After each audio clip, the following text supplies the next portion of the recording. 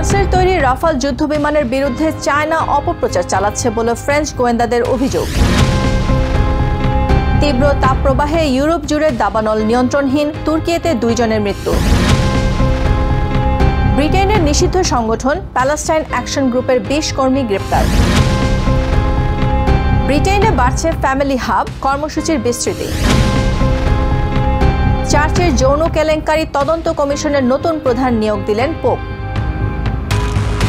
ইউরোপের হালনাগাদ ও বৈচিত্র্যময় খবরাখবর আপনাদের সামনে এক নজরে তুলে ধরছি আমি নাহিদ সিহান।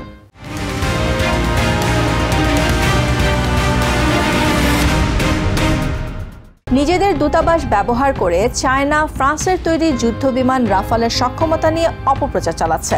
মে মাসে ভারত পাকিস্তানের সংঘাতের পর থেকেই রাফালের বিরুদ্ধে বেইজিং উঠে পড়ে লেগেছে বলে অভিযোগ করেছে ফ্রান্সের সামরিক ও গোয়েন্দা কর্মকর্তারা। ফ্রান্সের গোয়েন্দা তথ্যের বরাত দিয়ে এক প্রতিবেদনে এপি জানিয়েছে, যেসব দেশ ফ্রান্সের কাছে ওই যুদ্ধবিমান কেনার অর্ডার দিয়েছিল সেসব দেশ এবং বিশেষ করে ইন্দোনেশিয়াকে নিরুৎসাহিত করতেই এই অপপ্রচার শুরু করেছে বেইজিং। তবে নিজেদের তৈরি এই যুদ্ধবিমানের সক্ষমতার বিষয়ে শতভাগ আত্মবিশ্বাসী ফ্রান্স। চলমান তাপদাহে ইউরোপ জুড়ে দাবানল আরও ভয়াবহ আকার ধারণ করেছে। শনিবার গ্রিস, তুর্কি এবং ফ্রান্সের নতুন নতুন এলাকায় ছড়িয়ে পড়েছে আগুন। গত 1 সপ্তাহ ধরে তুর্কিতে অন্তত 600 দাবানল নিয়ন্ত্রণে আনতে অক্লান্ত পরিশ্রম করছে ফায়ার ফাইটাররা। এরই মধ্যে ইজমির শহরে 2 জনের মৃত্যু হয়েছে। এদিকে ফ্রান্সের বুশ ডু রন এবং হেইরো ডিপার্টমেন্টে সৃষ্ট দাবানল নিয়ন্ত্রণে হিমশিম খাচ্ছে দেশটির ফায়ার সার্ভিস। সেখানকার কিছু কিছু এলাকার বাসিন্দাদের নিরাপদে সরিয়ে নেওয়া হয়েছে। অন্যদিকে গ্রিসের এভিয়া দ্বীপে ইচ্ছে করে দাবানল সৃষ্টির অভিযোগে এক ব্যক্তিকে আটক করেছে পুলিশ। ওই আগুনে দ্বীপটির একাংশের ব্যাপক ক্ষয়ক্ষতি হয়েছে।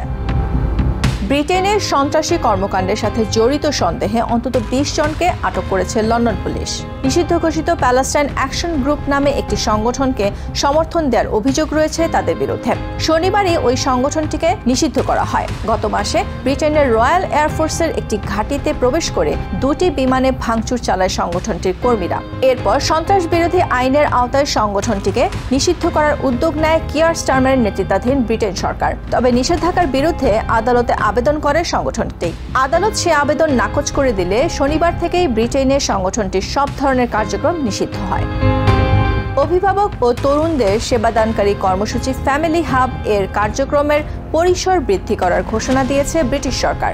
এখন থেকে এই কর্মসূচির আওতায় স্থানীয় পর্যায়ে কমিউনিটি ভিত্তিক সেবা দেওয়া হবে। নতুন করে এই কর্মসূচির জন্য আরও 500 মিলিয়ন পাউন্ড বরাদ্দ দেওয়া হয়েছে, যেন আরও 500,000 শিশুকে এই পরিষেবার আওতায় আনা যায়। ব্রিটেনের শিক্ষামন্ত্রী ব্রিজেট ফিলিপসন বলেছেন, এই সেবা পরিবারগুলোকে নতুন করে বাঁচার সুযোগ দেবে। 2000 সালে ব্রিটেন জুড়ে ফ্যামিলি হাব কার্যক্রম শুরু হলেও 2010 সালে তহবিলের অভাবে অনেক জায়গায় এর কার্যক্রম বন্ধ হয়ে যায়।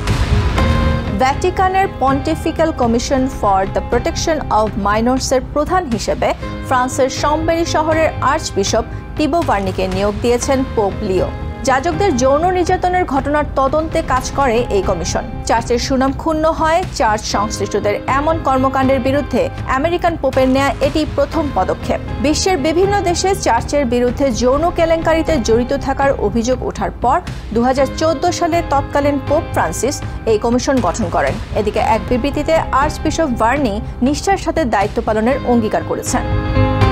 ইউরোপের আরও নানা খবর রাখতে চোখ রাখুন টিভিএন 24 নিউজ নেটওয়ার্কের ইউটিউব ও ফেসবুক পেজে। নিউ ইয়র্ক থেকে সম্প্রচারিত টিভিএন 24 টেলিভিশন বিশ্বজুড়ে বাঙালির কণ্ঠস্বর।